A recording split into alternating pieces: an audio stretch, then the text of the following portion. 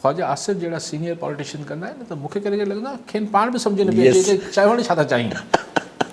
अब देख लेना फिर धोखा देंगे, अपनी सेटिंग बना रहे हैं। क्या करने जा रहे हैं? सेटिंग बना रहे हैं यानी एस्टैब्लिशमेंट से सेटिंग बना रहे हैं। ऑब्वियसली तो धोखा किसको दे देंगे? नवाज लीग को। नवाज लीग को किस चीज़ का धोखा? नेगोशिएशन हलन थियूं इन्हनि जूं जेके। तो छा ख्वाजा आसिफ वाकई संजीदा वाकई में सीरियसली सोचे तो हीअ नेगोशिएशन हलन थियूं इन जी का तारीख़ में वक़्त आहे या हैसियत आहे? असल ॻाल्हियूं त जिथे हलन पियूं उहो त ॻाल्हि ई ॿिली थेले मां ॿाहिरि अची वई न।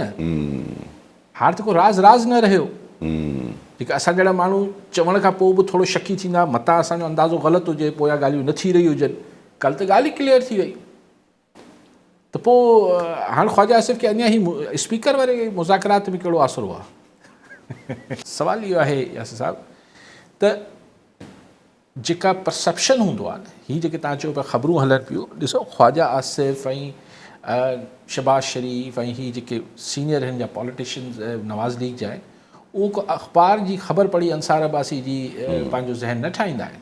हुननि खे ॿिए हंधनि तां फर्स्ट हैंड इंफॉर्मेशन हूंदी आहे घणे मानी।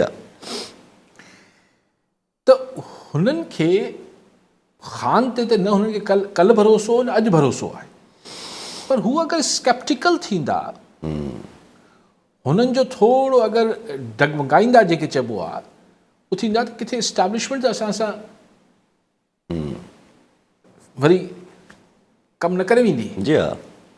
त उहा ज़ाहिर आहे हिकिड़ी मुंझारे ऐं परेशानी जेको तव्हां चयो पिया त कल्ह ख्वाजा आसिफ जी थोरो बॉडी लैंग्वेज शेकी हुई, कावड़ में हो, जज़्बाती थिए पियो, ज़ाहिर माण्हू त भई यार इहे असां सभु कुझु हिन लाइ कयो, ई वरी धक न थी वञे असां सां।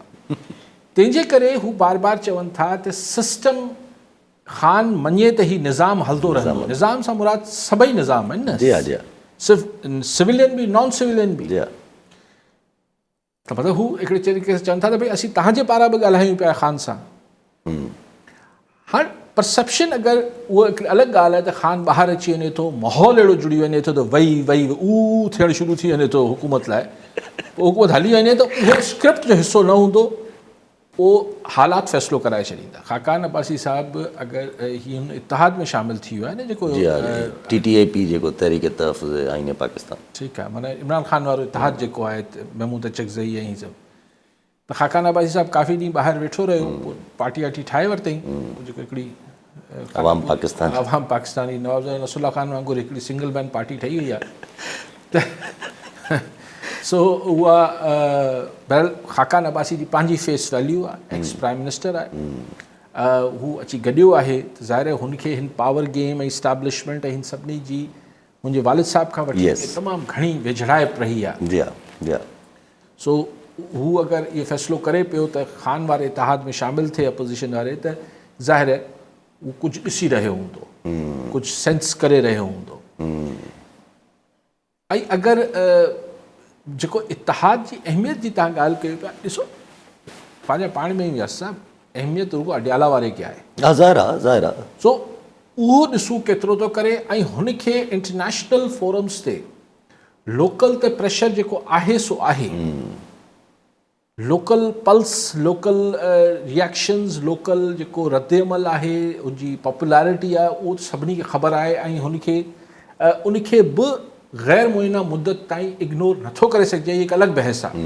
हीउ बलूचिस्तान जो ओपिनियन न आहे, हीउ फाटा ऐं वज़ीरिस्तान जो राय आमा न आहे, हीउ पंजाब, सेंट्रल पंजाब जी ऐं KP जे सिटीज़ जी ऐं कराची जहिड़े शहर जी सिटीज़ जी ही पब्लिक ओपिनियन आहे। हिन खे डिघो अरसो इग्नोर नथो करे सघिजे, हीअ हिकिड़ी ॻाल्हि आहे। पर ख़ुदि इंटरनेशनल पब्लिक ओपिनियन ऐं इंटरनेशनल इस्टेब्लिशमेंट उनखे बि घणो अरसो इग्नोर न करे सघिबो। भले फैसल वावड़ा हमेशह वांगुरु अलाए कहिड़ी ख़बरूं करे थो, चए तो 20 तारीख़ को ट्रंप कार्ड नहीं आएगा, फेल हो जाएगा ट्रंप कार्ड। भाई ही लोकल जज त न आहे जो तोखे फ़ैसिले जी ख़बर हुजे अॻु में, ट्रंप छा कंदो उहो त सभु ॾिसंदासीं।